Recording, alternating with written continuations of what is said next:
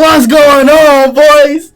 We back, bitch. Finally, bitch. The whole new year, bruh. 2021 is gone, bruh. Out of there, bitch. It was just 2020, bitch. Like, high key, bitch. It was just 2020, now it's 2022, bro. Yo, time is flying, bro. We getting closer to that, oh my gosh, to that scary moment of death. But in the meantime, we finna rock out, roll out, ride out with that one punch, man. That greatness, nigga. We here, we back, bro. You already know what your New Year's resolution was. I don't care, bro. It doesn't matter. What it really should have been was to enjoy and love this one punch, bitch. Cause that's all we got, bro. That's all we got, bitch. That's really all we got, bitch. That's really it, bro. That shit just greatness, bro. It's that good. It's that good. So enjoy it, relish it, appreciate it while we still have it. Appreciate it while we're getting consistent, constant, exceptional releases, bro. There are so many stories out there, so many manga out there, so many different just narratives, fictions out there that have just gone dead or gotten old or outplayed, or the author doesn't care anymore, or the effort's gone, or so many different other reasons as to why those projects have failed, but not this project. Not One Punch Man.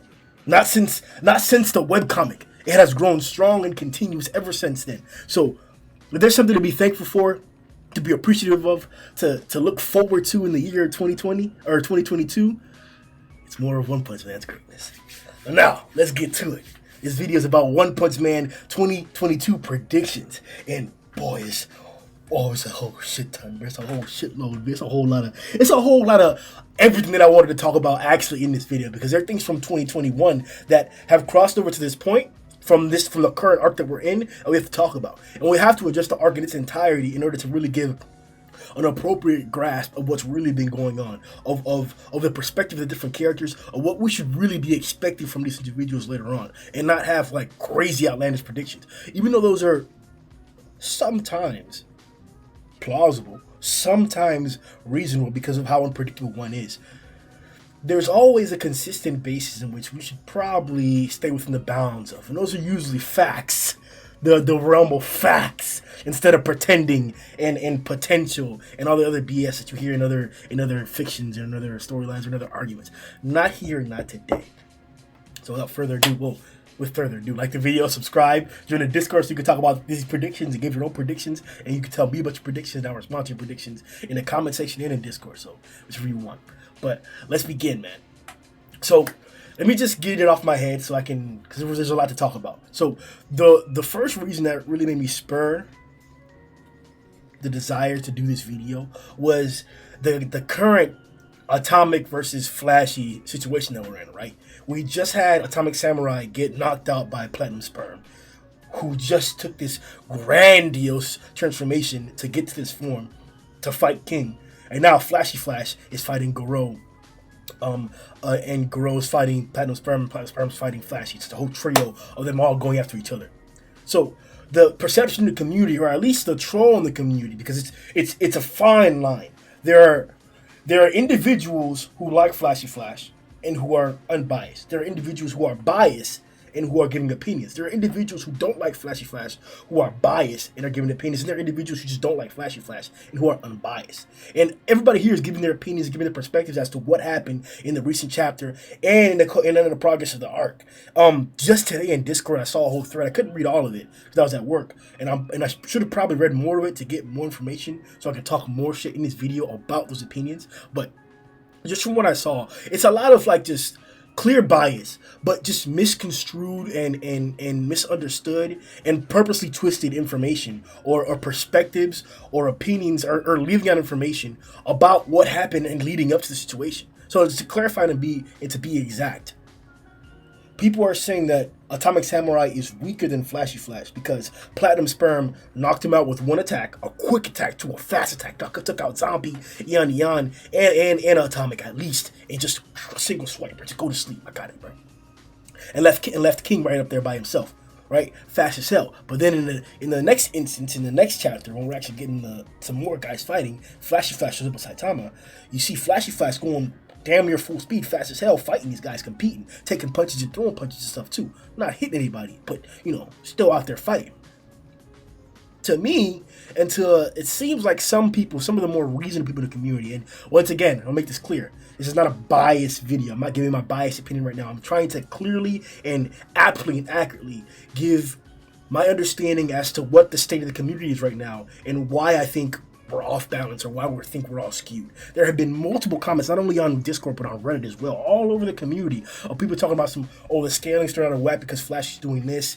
Flash is a high dragon or an above dragon. All different kinds of things being thrown out there because of this chapter here, and it's clear that no, it's not that Flash is like above dragon. It's that we don't know what half the people here don't know what the fuck they're talking about. They have no idea what to think, and we're probably gonna need more chapters to give more context to the situation. But to me, it's clear that these people are clearly misinterpreting the sequence of events, the sequence of the arc, and the consequences of the arc. From the beginning, we've been seeing individuals fight hard as hell and then not be able to continue. That just happens. People get tired. To say that Flashy Flash is stronger than Atomic Samurai because he took a few punches from Platinum Sperm, who knocked out a completely debilitated, depleted, exhausted Atomic Samurai, is exactly the same as saying that Fura Ugly is stronger than Tatsumaki because he was able to break free from her psychic restraint. Whenever she was completely exhausted from fighting a literal above dragon. It's the exact same comparison, the exact same thing. The character had literally not only fought an entire army of black sperm, not once, but twice. And one of those times was alone. He fought an army, thousands, if not hundreds of thousands of black sperms, alone one time. And then when it got out of hand, and when he got brought it to the surface, he recovered. But then he fought another army of sperm. And then the golden sperm. And then a bunch of other individuals that just... we all saw what happened in the surface battle, bro. The surface battle was crazy. It was ridiculous out there, bro. Yan was exhausted. Darkshine got knocked out, bro. Bro, who else, bro? Bang was sitting there getting worked and shit too, bro. Like Tatsumaki, Genos, everybody's out there just a horrible time. We have to stop pretending like Black Sperm because he doesn't have the strongest DC. Or the fastest character in the series, that he's not a competent or a strong dragon. Every individual sperm is a dragon. Like, let's stop pretending like that. Like, we know what the instance is. Like, they're not easy to kill. What was that? Like, we saw Sperm Tsunami for a reason. We had multiple S-Class there, and they did not beat Black Sperm. It's as simple as that. Like, as much as people want to claim and downplay and pretend like Black Sperm is not strong because a single sperm can't, for example, kill an S-Class or couldn't monopolize a fight up against Yan, for example, or Spring Mustachio, for example, that those black sperms are not dragons. Once again, we had Yan and Spring Mustachio and Nichirin. Who else do you need, bro? How many more people do you have to mention? Do you have to mention the rest of the S-Class too? Tatsumaki, Genos, Fubuki, Bang, Bomb, Tank Top Master, Pig God. Like, who do I have to keep mentioning? Atomic Samurai, more people, Darkshine, more people. All of them were on the surface fighting Black Sperm. Why didn't they beat them? That's the entirety of the S-Class. If Black Sperm is so weak, if an individual Black Sperm is so bad and weak, why didn't they beat them? It's just a single punch, right? They were doing it. We literally saw them doing it. They would punch one time and the Black Sperm would be gone. It seems like it's not so easy to beat Black Sperm. It seems like Black Sperm, Golden Sperm, and Platinum Sperm are all the same character. So that's the first thing I want to reassure in the community. People like to power scale and debate and have arguments where you split the different characters into different forms and this form could do this, so this is a different character, or this form could do that. And they literally will personify the characters or the forms as if they're different people. That's not the case. Platinum Sperm is Black Sperm. Golden Sperm is Black Sperm. Black Sperm is Golden Sperm. Golden Sperm is Platinum Sperm. They're the same entity. Different variations with different splits and different abilities. The exact same character. The exact same instance. Why couldn't they beat them? The entirety of the S-Class is there. But now because Flashy can take a few punches from Platinum, that means that he's above Dragon? No! That's not the case. Because Flashy can run as fast as they can, that means he's above Dragon? No! That's not the case. We've already known these things. We know Flashy can move that fast. We know Flashy's tough. We saw him get beat on by low mid dragons and they were going crazy super fast. When you're going that fast and punching somebody, your hits are not weak. They're strong. We saw Hellfire's little Gatling type slashes. They literally broke the bridge. They broke the bridge whenever Flashy had to deflect all of them. Showing more Flashy's power. It's not crazy high, but there you go. He literally cut the bridge apart while he was doing that, and Flash had to block all those. Like, we have to stop pretending as if we haven't seen these instances or examples before in this series. And it's why a lot of our scaling and debating is just completely just off. Even when people are trying to be serious, because they don't give actual context. Even when people are trying to be unbiased, they have... It's been a long time since we use the webcomic notions debate or argument. Because for the most part, at least in Discord, the community's done a good job of staying away from that. And the fact of the matter is that the manga has strayed so far away from the webcomic, at least in some instances, to where the battle significance, or the battle status of different characters are not going to be applicable. They're not. I don't know what happened in the webcomic, but it seems like nobody's really correlating it to what happened there. So I have no reason to believe that, like... Let me rephrase this. People who have read the webcomic have no reason to give any insinuation or any prediction or any strong sentiment as to what it should be. There is no should. There is no should. This is a manga. It's being released right now, chapter by chapter. There is no should. It is what it is. There are redraws, there are changes, but those changes are not made to fit some other narrative, or they're made to fit the webcomic. It's not the same story. They cannot be the same story. They have very different elements. They follow the same basic skeleton, sure. And that's what makes the story great, because we're following that same basic skeleton. But the skeleton has different parts to it. Different muscles. Different skin. Different things around that skeleton. And it's going to be a different story. It's going to have different scaling. So that's why I want to emphasize again. It's because Flashy Flash is competing with these two guys. Does not make him above Dragon. Or even stronger than Atomic Samurai. You have people that are still out there claiming that this guy, now Flashy Flash, can beat Darkseid.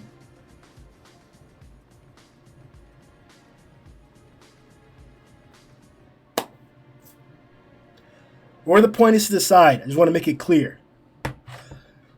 We need more information than people just claiming these outlandish, crazy claims.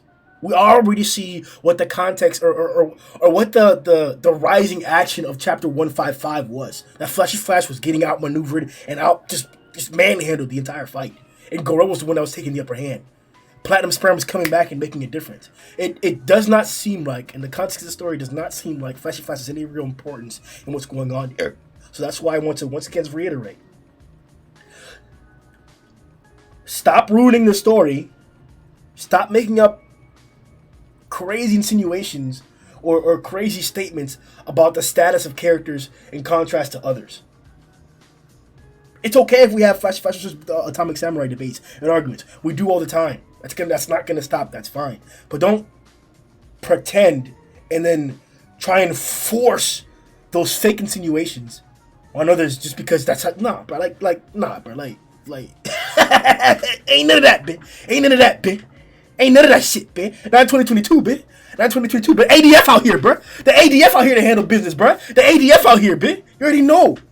You already know. With that aside, though,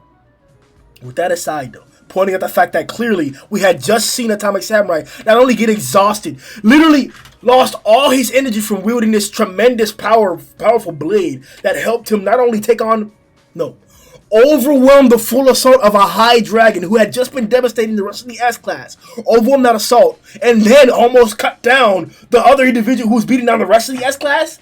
One guy, after having fought an entire army alone, and then an entire army with the S-Class. That's pretty impressive for that one guy. Maybe that one guy isn't as weak as you guys are trying to make it out to be. Compared to the guy who was hiding underground with Saitama for the majority of the arc, while the rest of the S-Class heroes were up top fighting for their lives. You got guys like Amai out there who lost his face. Amai still has not come back to the story. That's one point we have to talk about. I'm going to write that on that one piece of paper that I forgot. Amai Mask. Because Amai Mask is losing his opportunity to show up in the storyline. When he's going to come back, I don't know. To me, there's only one saving grace, and it's going to be one of the problems that we talk about here. In the counterattack. The real counterattack. The third counterattack, dude. But that's...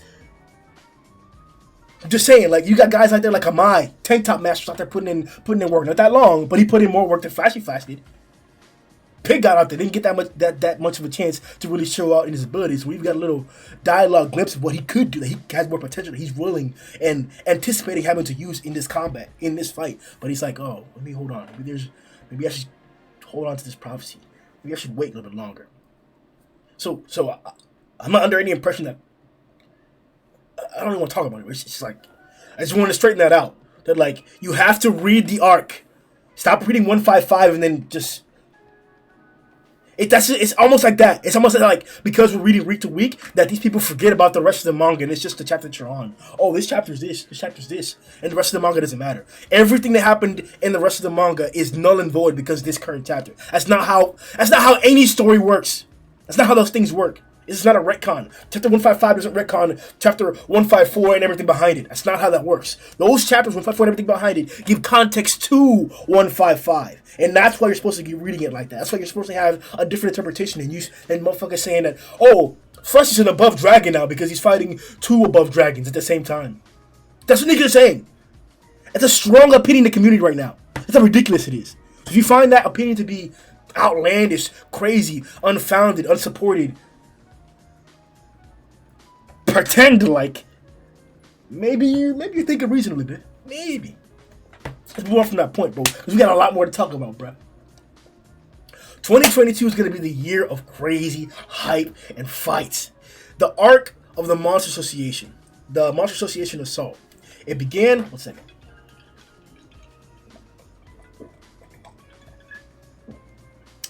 See that new King mug, bit? That bit big, bro. Cock D's over that King mug, bit. The Shogunate mug, bit. Yeah. We've talked many times of the Monster Association arc. Its beginnings and its current status. I personally like to claim that it began right when the demons and the other different monsters went out to attack. When Goketsu went out to go to the super fight. When Neon went to the prison. When we saw Pure Blood, JCD and stuff like that, 100 Eyes.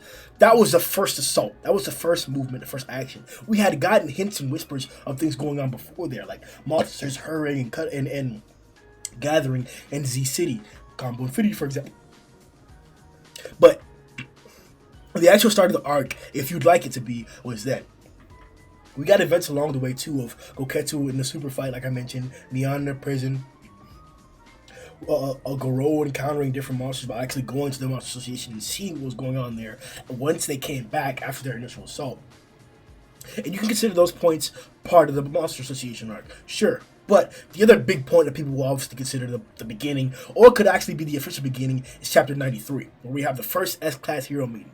We get informed that during the fight involving EC, that they captured and kidnapped Waganma. And that Nadinki was going to have to send a rescue team, or Nadinki sent a rescue team, and that the Hero Association was going to be sending a rescue team as well. A whole assault to bring down the Monster Association.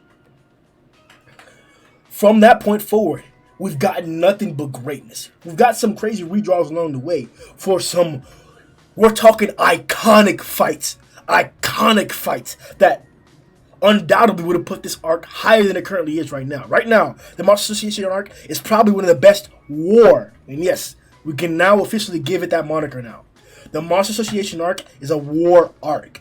And I think we'll be able to officially, maybe even stamp the war moniker on this arc once we get this third counterattack that I keep mentioning we're going to talk about, involving Cycles, Phoenix Man, Rover, the Ninja Bros, and even Natural Ocean, babe. What an assault, babe. What an assault, bro. Oh, my. Bro, those are the characters those are the monsters who plausibly could still interfere in a fight. Cycles, it has to come back, has to give context. Phoenix Man is like Chekhov's gun. We saw him alive. We saw him in a tick form. He's not dead, bitch. You're not just gonna do that for no reason. You're not just gonna show us that and not bring it back up. We're gonna see that again for some reason. Rover, maybe not. He ran off. That's one point that maybe we could give a conclusion to that, but I don't think so. He ran off just like Cycles ran off. So I think we're gonna get more to him. And then the Ninja Bros, they're out there running as well too, but they're not on some nice side. They're actually looking for Flashy. So we'll see what happens next with that too. And then even Natural Ocean, the current threat out there. That aside, let's get back to the greatness. If that third assault, if that actually happens, those guys gather, that's the third assault, and we'll be able to certify stamp war arc on this. But arguably right now, this is one of the greatest war arcs in all of manga, including One Piece, including the greatest war, The War of the Best, including Naruto, the fourth great trash war. Yeah, booty. The only good shit there was Itachi and Madara coming out. But Madara, chapter, I think it's 322, or episode 322. Look that up. Naruto Shippuden episode 322, the greatest episode in anime history. The greatest.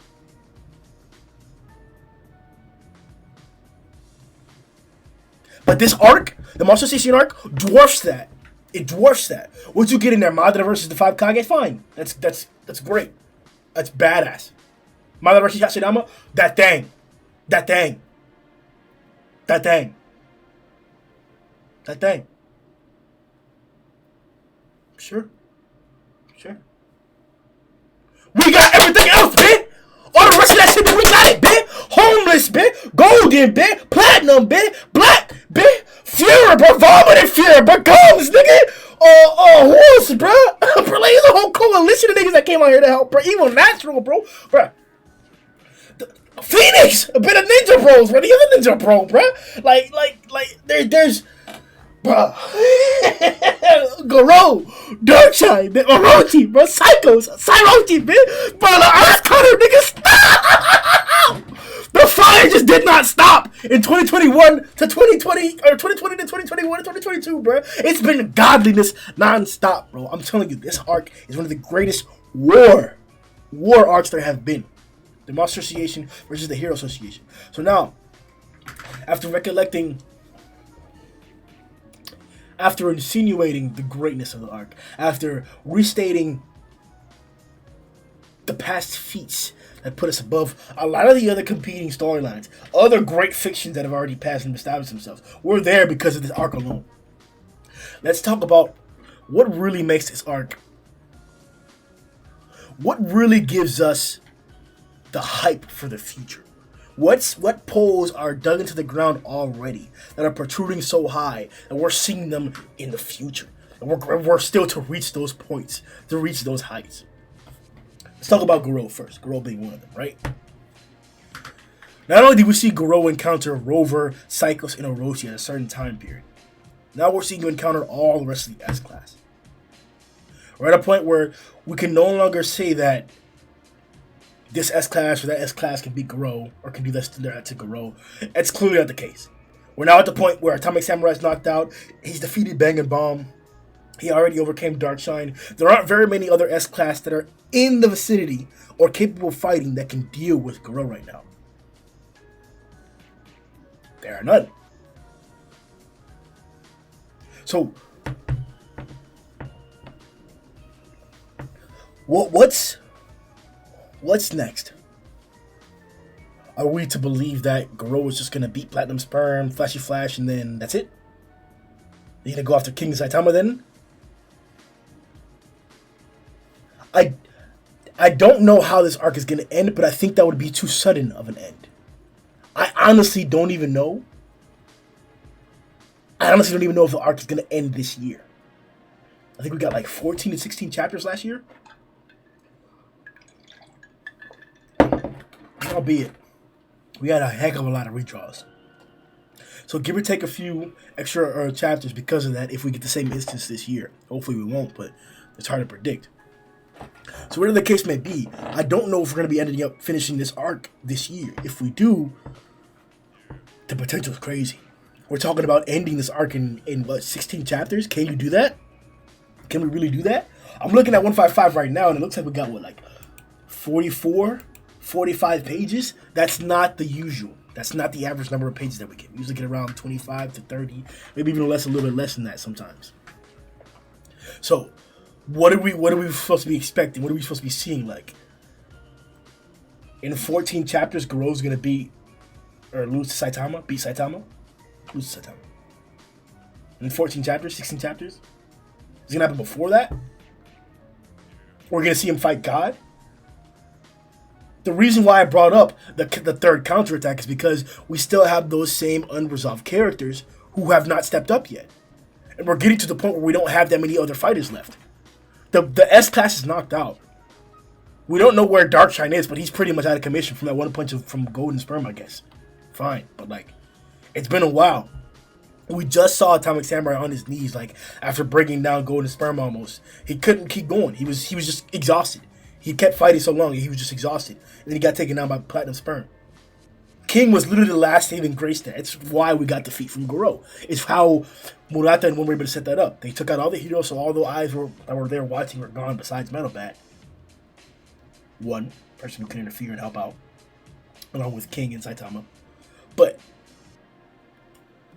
are we really to say that, like, we're going to spread that out there? Like, what are we really supposed to be expecting with these 14 to 16 chapters? Like,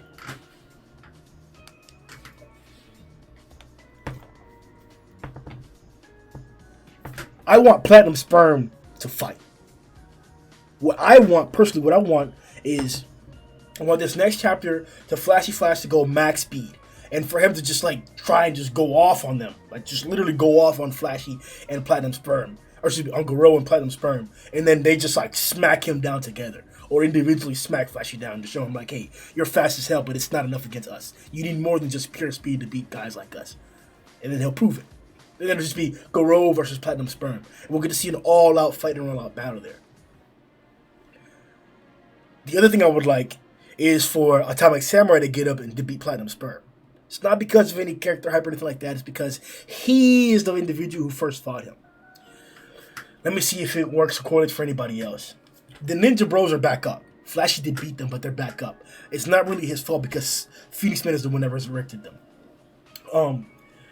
Phoenix Man, Child Emperor defeated him. Well, yeah, Child Emperor defeated him, but he got back. He turned back into a chick and he still existed. But not really his fault. Nothing he could do. He snuck away like that, and what can you really do? Capture him? There's nothing Child can really do about that. So he technically did win that bout. Darkshine lost his encounter with Garou. I guess won his encounter with Bug God. Either way, Darkshine's monster, Garou, survived. Atomic Samurai's monster never took him down in the first place. Had the upper hand was twice in the battle, but never took him down in the first place. So he's alive too. Who else? Bang and Bomb. They tamed Rover, but we don't know what that means. Is he not going to come back now? Like if we're in a situation where Rover comes back to the surface, right? He would only be tamed for the individuals that have already like been nice to him. Because we saw what happened to Saitama, right? Saitama hit him and he ran away from him. But he was as ferocious and as crazy up against Fubuki, Bang, and Bomb as he was up against with Garou. So it's certain individuals into which he'll give that relaxed, submissive demeanor towards. And that may not be every single time. I'm hoping that the next time he sees he sees Saitama or Bang or Bomb or Fubuki, that he does forget what happened there and then starts growling to them again. And they have to once again prove that to him or show him that to them. That may not be the case because that's not always the case with dogs. I don't know. But I'm hoping that the fact that all the heroes are knocked out, that if Rover comes back to the surface, that it won't be some like easy peasy situation. It'll be like, hey, you're gonna have to cut loose again. This is arguably the most dangerous monster on the surface right now, aside from even Natural Ocean. So be careful with Rover. That's what I'm hoping happens there. But we're gonna need these individuals to step back up because are we really gonna end the arc now? For this entire time period, whether it's on the podcast, whether it's in the community. Well, no, let me not say that. More so in the podcast. What the consensus is that, hey, we're not gonna resolve this arc. Phoenix Man just got handled. We saw what happened with I gotta mention Orochi. We saw what happened with Homeless Emperor. What did I say? Phoenix Man. Homeless Emperor got handled, and we saw what happened with Sairochi. Two of God's power-ups resolved in the same arc. Now we're getting Orochi. We've got 14 chapters, 16 chapters. Are we really not going to entertain all those things? Like I said, I don't know if the arc's going to end by the middle of the year. It could.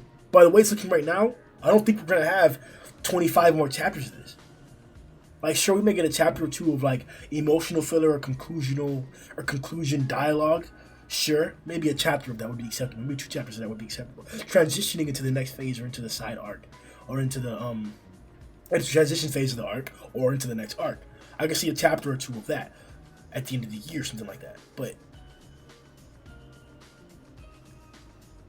that means that we have like what, 11 to 12 chapters of in arc action or in arc of rising action or climax or heading to the conclusion.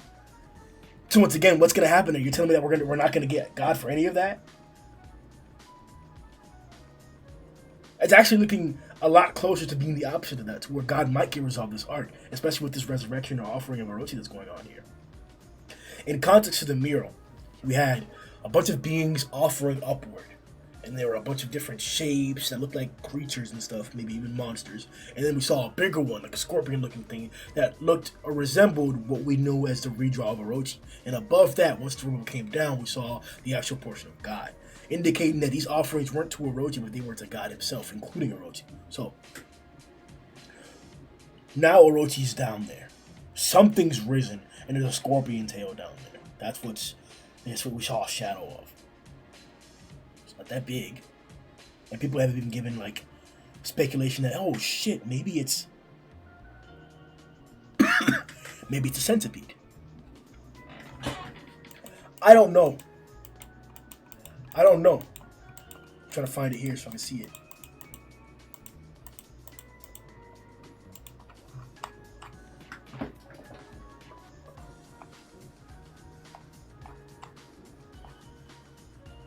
There. It looks like a scorpion tail, but it also looks like we've seen other centipede like move like that. I just don't remember his like claws coming out all the way like that. I have to see another picture of other centipede as of recent. But that look resembles a lot more of Orochi's scorpion stuff than it does Elder Centipede, who's a lot thicker, a lot stronger, and cooler looking. His shadow wasn't like this. Whatever the case may be, whoever's being revived down there is being sacrificed to God. So are we going to not see him get involved again? I'm saying that, to me, this seems even more likely because of this occurrence and because of the fact that we have an entire year left. And the arc doesn't have that many characters left that can compete. Like, we're down to Sperm, Garou, King, Saitama, Metalbat. Am I forgetting somebody? What other heroes are still competent or capable right now?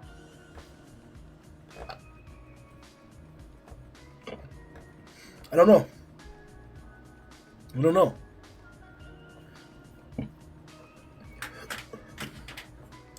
If we lose, if we don't take advantage of the stance that we have right now, if we don't take advantage of the ebbs and flows of the battle, like we have been taking advantage of, one of the most iconic moments, it was even in the top 20 top moments of 2021, was when Homeless Emperor, Black Sperm, and Fear Ugly made their counterattack. Am I sitting there getting emotional with Child Emperor and Zombie Man talking about, hey, like, you know, responsible, or whatever the fuck they were talking about, I forgot what it was. And then all of a sudden we see the orbs right above them, smacking a Mind Mask, just destroying Zombie Man, literally obliterating Zombie Man. And then Black Sperm catches a Mind Mask once he tries to blitz Homeless. And then Fear comes out of nowhere. Surprise, bitch! Them! What a counterattack! What an assault! One of the most iconic moments in the entirety of the series. So hype. The boys coming back to do that thing to niggas, bro. It was in the fire that came after that, bro. The walk, and yeah, this the fight for the Monster King, baby. Yeah. All ganged up, grouped up, bro, like a bunch of just dirty, just, oh my god. It was spectacular, bro. One of the hypest moments of the arc, bro. It just, you could tell the arc was rolling, man. That bitch was rolling, bro. You knew shit was gonna happen. She was popping off, bro. It was like they're trying to blast Child out the sky, man. Throwing whole spirit bombs at Child Emperor, bro. Like the shit was wild. Shit was wild. We have another chance to do that again. We have another chance to get a greater ebb and flow of the battlefield like that, which is why I'm calling it the third counterattack. This is the last chance that they have. We have fighters that are still there. If I were Psychos, she already was headstrong enough and confident, let me use that, confident enough to match up a bunch of her cadre fighters against S-class fighters. And she matched them up well enough so that they would be able to neutralize their capabilities or the advantage that they had in battle, and that they, the monsters, would have the advantage in those fights. And it turned out to more or less be to that case with Atomic Samurai and Homeless Empire in particular, up against Zombie Man and a Black Sperm. Definitely was the case there, for sure, for sure. So it goes to show that maybe this is a good time to give another evaluation. Maybe if Psychos was aware of what the battlefield's looking like right now, that this would be a great time for another assault. For her to bring up that confident demeanor, for her to be like, take advantage of the situation to where all the S-Class are down. Not that they're like tired or hurt, they're down. For her to make the big counterattack, the big strike. Because the leagues of monsters that we talked about here, that are still possibly and plausibly out there, and could possibly make a comeback to the storyline, they're all cadre level. Every single person I mentioned is all cadre level. All of them are as competent, if not stronger than cadres. Psychos, the leader. Phoenix Man. Stop. Of course, man. Rover. Literally, arguably, not the strongest dragon we have out there. The Ninja Bros. Cadre candidates. Even at your Ocean, the strongest threat on the battlefield right now. Literally the strongest threat on the battlefield right now. Like, if these guys got together for making an assault right now, oh my god. Or is the S-Class? You would need Metal Knight. You would need Blast. You would need, not Metal Knight. You would need, Metal Knight. You would need Blast. You would have to call back Drive Knight. You would have to be like, hey, Pig God, F the prophecy, bitch. Use the full power right now, bitch. Like, you would have to go resort to all those extremes in order just to compete. You would have to do that. Because we don't have the capability to stop these guys. Damn near. Even with the S-Class, we might not have the capability to stop an assault like that. If a counterattack like that happened, that counterattack is arguably stronger than the homeless Führer sperm counterattack that we saw before. And accompanied with gums, too. It was that foursome attack. This other third possible assault is as competent, if not more so than that. And then the heroes are there. So I'm saying, like, I don't read the webcomic. This is a clear, straight prediction.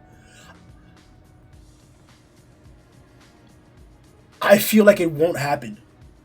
That's why I'm trying to say it now. That's why I'm trying to speak it into existence. Because, like, I really don't think it's going to happen. I really think these characters are not going to come back to the story. I think they're just going to be left alone. But they're really like Chekhov's gun. Sure, they've been used. So it's not the exact same thing where like they show you a gun in the corner or the big axe in the room, and they tell you about the axe in the room, and then it's never used to resolve a problem. No, like they have been used. Every single one of them actually. We saw Psychos fight, we saw Phoenix fight, we saw Rover fight, we saw the ninjas fight, we saw even Natural Water fight. The ninjas actually got redrawn to be alive. Well, no, in all the versions they were alive, sure, but here they escaped. In this version here, Phoenix Man got nerfed up and changed. Like, these characters have been positioned to where, yes, they've been used, but they're still in the storyline. Like, the ninjas they didn't come back to life and they're not free roaming around for no reason.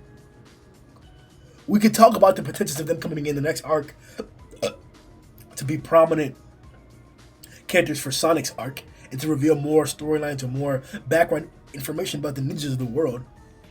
Because we do have that. Flashy Flash and Sonic have both informed us about the intricacies of the ninja school or the ninja academy or whatever it is. I forgot the appropriate name for it is. And different organizations of assassins and different individuals out there who work along that same trade or along that same profession. So sure, maybe they could be saved for that. But what is Phoenix Man going to be saved for? Is he going to go around reviving random monsters that are dead? I don't think so. I think he's going to have to be resolved and finish this arc. So what's the resolution for Phoenix Man? How do you beat Phoenix Man? How do you end the cycle? What about Rover? Are we going to kill that dog? How many monsters are still alive? Is Boros still alive? Melzigard, Garou, any of the aliens on this ship still alive? No. They're all dead. Are any of the monsters from the super fight still alive? No. They're all dead. So what's gonna happen to Rover? Because he's a dog and because Saitama chose to not like kill him, just like spank him or whatever, and he saw him as that, and because he became tame, and we're just gonna leave him be? What's gonna happen? Is he gonna run off somewhere? Run off to where? Those are two characters that we have to get a resolution for, and I would love for the resolution to be their defeat or their murder or their death in the third counterattack on the surface, instead of having it to be some like emotional like save for the kids or for the people because they don't want to see a dog get killed, or because Phoenix Man is a beloved character. No, I don't care. I don't care. I don't care. I don't care. I don't care. I don't care. Get out of here with that bullshit, with that dumbass shit. I don't care. The only thing tolerable is that Saitama doesn't kill humans. Sure, that's tolerable. Tolerable, fine. Garou hasn't killed a human yet. Sure, tolerable, fine. I don't care. That's a monster, not a dog. It's a monster. That's a monster. That's what you drew, a monster. I don't care if he looks like a dog. You chose to personify him to be submissive and puppy-like or whatever. You chose to do that. He has 3 eyes. He's shooting balls of fire. He tanked an attack from the strongest thing in the story. The strongest thing in the story assaulted him, told him sit, and he shook it off. Got right back up like nothing. Don't tell me about lovey-dovey QTO, you don't want to kill Rover. Bring him to the surface and have him fight like a damn dirty dog. The demon he is. The fucking high dragon he is. He's ferocious. Stop doing this kitty pitty patty shit. I hate that. I hate that so much. When they changed the penguin form or the brilliant, was it prominence? No, it was brilliant eagle form into this penguin shit. Like, and they changed Child Emperor to the same thing too. Like, I don't care. If you're selling, that's what you're doing, selling volumes. Okay, fine. Your story's going down to me. It's going down in value. I don't care. Like, you rewrote those portions there to make them cute and cuddly and like, fuck that. I really hate that shit. I do not read shonen. I don't do that. It's not a shonen. It's just a seinen. Look it up.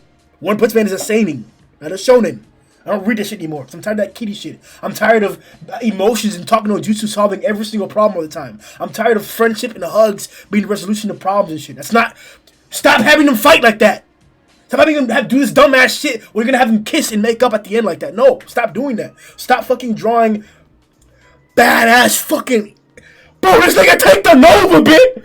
Bro, this nigga take the Nova bit and now he's a fucking penguin. Like, fuck out of here, dog. Bring him here to die. Bring Penguin Man to the surface to die. I don't care by who. I don't care by who. Bring him to die. I don't care, bruh. Like, stop with this lovey-dovey cutie stuff. Like, I'm not here for that. I'm not here for that. That's not what One Punch Man's about. It's not why I read One Punch Man. The humor, the amazing art, and the great story. And the fact that this man is indomitable with tropes. Like, he doesn't... A trope is a overly used or a routine or a common narrative tool that's used in a story. He plays with those in ways that are like, it's as if a trope is these scissors that are used to cut. And you know what Murata does with these, man? Nigga, he makes kids with these. That's how crazy it is, bro. Bro, one be making kids with these, bro. Bro, one will make babies with scissors, bro. That's how crazy and just unique and imaginative and just like different he writes, bro. That's how good this story is, because it's not like the other ones. It's not stereotypical. It's not a shonen, bro. So I don't want to have those dumbass, gay ass, shitty ass, stupid ass shonen tropes and this shit. I don't. Like, no, don't do that. Don't follow that. I don't care about how cute this character is. Go sell a volume some other way. I don't care. That's dumb. It ruins the story. You ruined the story. You made 4 to 6 redraws that did not add better context or better continuity to the story. It did not help. I don't want more of that. I want these monsters to come to the surface and end their stories this arc. And if not, they better play a good part in a different arc. Because if their stories are done with just like this, I'm very disappointed, and that will be a minus point or a mark against this arc because of the misuse of these characters. You brought them back. Why did Cycles run away? You have to resolve that. You have to resolve that. Where's Phoenix Man? You have to resolve that. You have to resolve that. Where's Rover? You have to resolve that. You have to resolve that. Where are the ninjas? You have to resolve that.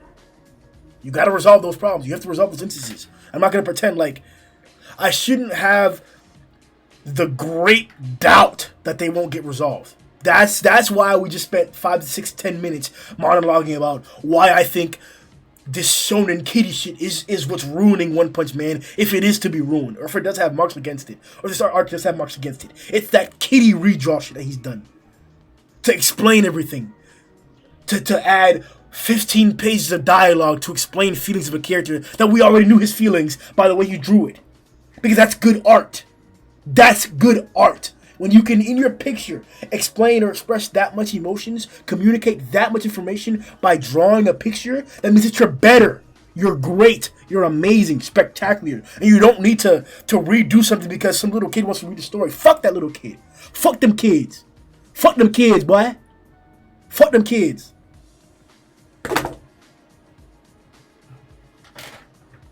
On to a mind-masking God. Before I end this discussion. Hungry as hell, bro. I've been sick. I got sick since Friday to here, so I'm excited. That's why I put out the One Punch Man or the best moments of 2021. It would have been much longer, but I was dying, bro. I felt horrible. I would have put a lot more clips in there, but I felt horrible, and I was trying to get that one out and completed. So I might do another one, a part 2 to that, because there's a lot more we can add to it too, or I might do some other stuff, but. At least I'm back in good condition to where I can make videos and react and do all kinds of stuff. If you guys want to participate today or talk to me today, after this video, we're going to be watching Ghost Rider and James Bond tonight for movie night. And we're going to be chatting before then and after then in the Discord, in a text channel. So if you guys want to join through for tonight, just come through and just chill. My mask.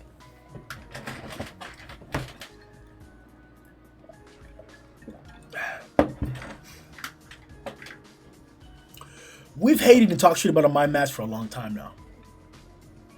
It's not real hate. I actually like the character. I like his demeanor.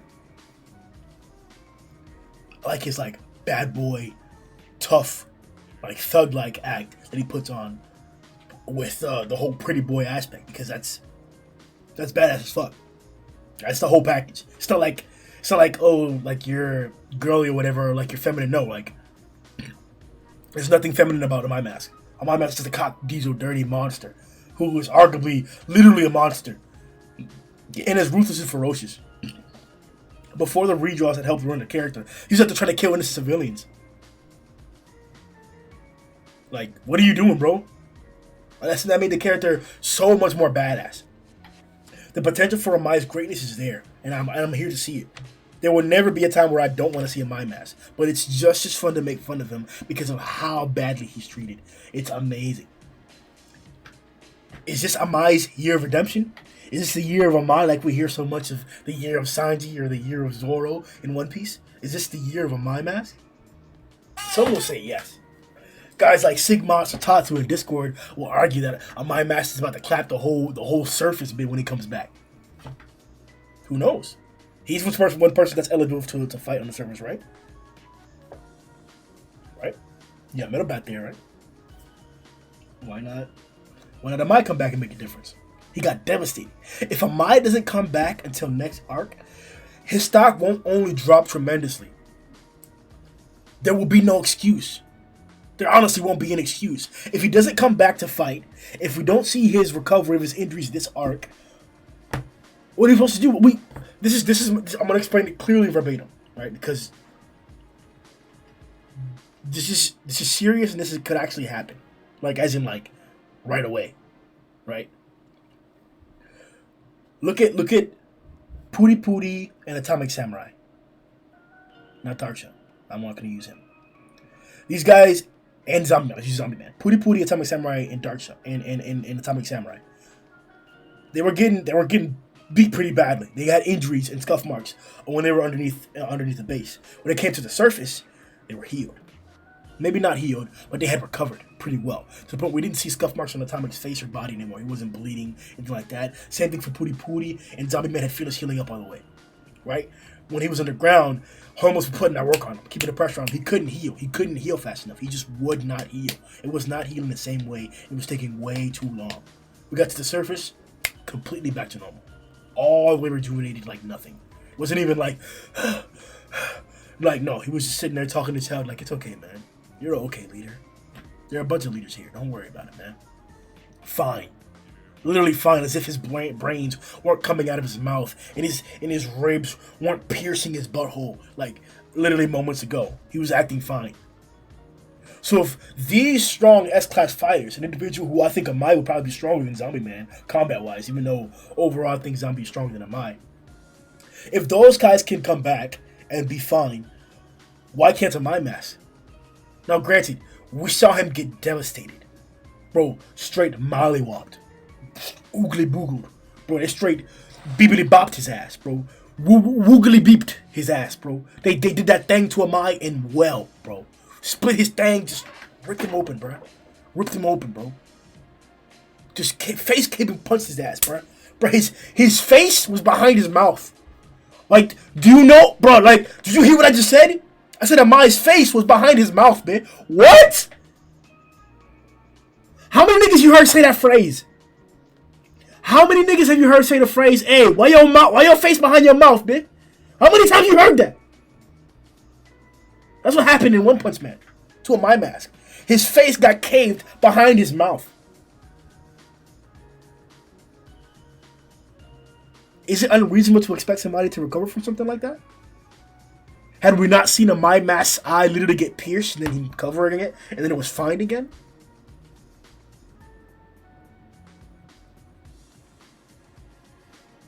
We could pretend as if Amai Mask shouldn't be able to recover quickly from devastating attacks, but that doesn't seem to be the case at all.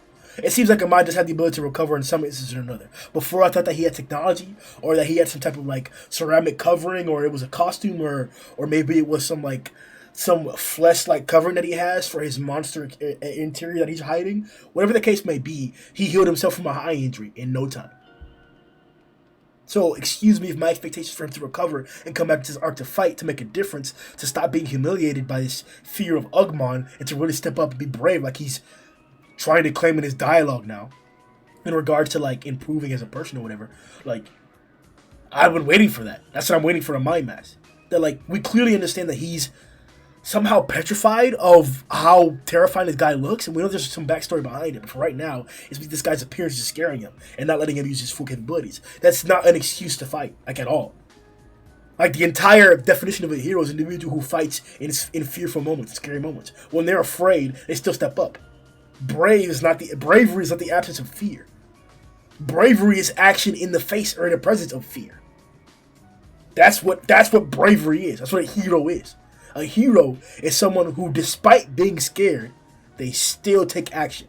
That is the definition of a hero. That's the definition of bravery. Not that you're not afraid. So if we're really getting concrete information, concrete examples, damn near declarations that Amai Mask isn't a real hero, in the most rudimentary definitions of the word and term, in the most philosophical examples you could give of the phrasing, then okay, this is some deep development and I like it. This is just seriously telling us that, like, hey, not all the heroes in the Hero Association are actually heroes. We could talk about Drive Knight being mysterious and evil. We could talk about Blast not showing up to do a lot of things, but for all intents and purposes, Drive Knight is a perfectly fine hero. Perfectly fine hero. Literally nothing wrong with Drive Knight. Same thing with Blast. We just saw him putting in working all the time.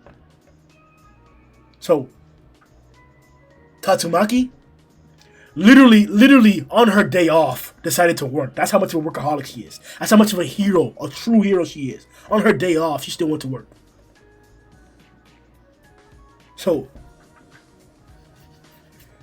Amai Mask's chance of redemption is slowly fading away. And he has to make a difference. Because now the people on the surface who are fighting are not in his tier. If Amai Mask comes up and starts fighting Platinum Sperm and Garou, it'll be just as crazy as Flash is doing right now. Because more crazier. Because at least Flashy has the already well-established accolade of his tremendous speed to be able to compete with these guys. That's why he's able to. That's why Flashy Flash is doing anything, because he's that fast already. So we know that by having speed like that, you're gonna be able to compete. So, I mean, you can hit them or hurt them, but you're definitely gonna be able to keep up with them. And that's what he's doing. But Amai Mask, we don't have feats for him to do that. We don't. You're gonna come back and fight these guys like that? I don't think it's gonna happen.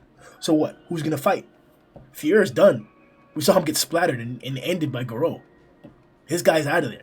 People were saying he's gonna come back to defeat Fier Ugly, and that's why I mentioned that I wanted Atomic Samurai to beat Black Sperm or Platinum Sperm, because if Amai's gonna come back to beat Fuhrer, and Big L was supposed to come back to beat Gums, and Zombie Man ended up actually coming back and killing Homeless Emperor. That's what people are gonna believe for all intents and purposes. Then, yeah, Atomic Samurai, get back up, bro. Land that finishing blow on Platinum Sperm. Take him out.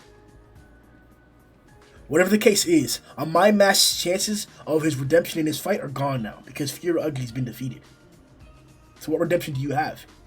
We can now indefinitely, permanently, until it's readdressed again, say that Amai Mask cannot beat an Ugmon. And he'll be debilitated and be humiliated by the Ugmon.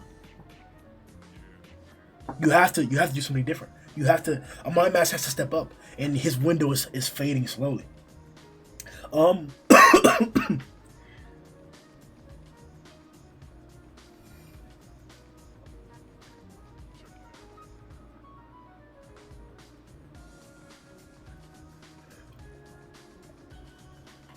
We could talk about the potential for the characters and their growth later on in the arc, but I think that it's best to separate conversations like Ian and Spring Mustachio and guys like that who've improved throughout the year, all of last year, throughout this arc. This is an extent, especially when we're talking about a Amai Mask, somebody who was a gatekeeper. I think it's best to talk about instances like that at the end of the arc, at the end of the arc discussion.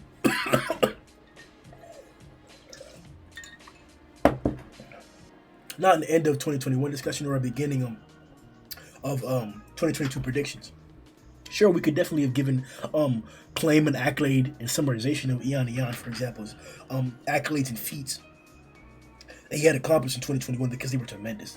They were tremendous. He's truly showed out that he can participate as an S-class. He can participate as an S-class. He did an exceptional job. An exceptional job. We saw what Tank Top Master was able to do against the Cadres, and we saw what Ian was able to do against the Cadres. Not much different. Honestly, not much different. If honestly, more so better.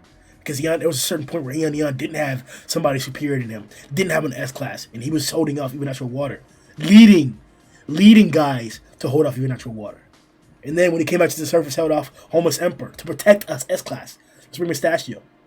And then held off even natural water again before that. Like I said, we could talk about those things later on, though. One Punch Man in 2022 is going to be spectacular. We have the makings of the climax, the real final rising action of this arc. It's only going to go up from here. Last year we got the Earth Cutter, the coast lifted. Bro, unimaginable feats we got last year in 2021. Crazy, just blow your mind, bro. Should have just literally just blow your mind. I think in 2022, in 2020 we actually got some of that as well. 2022 is gonna be even greater. I'm excited for it. I'm anticipating it. It's gonna be great.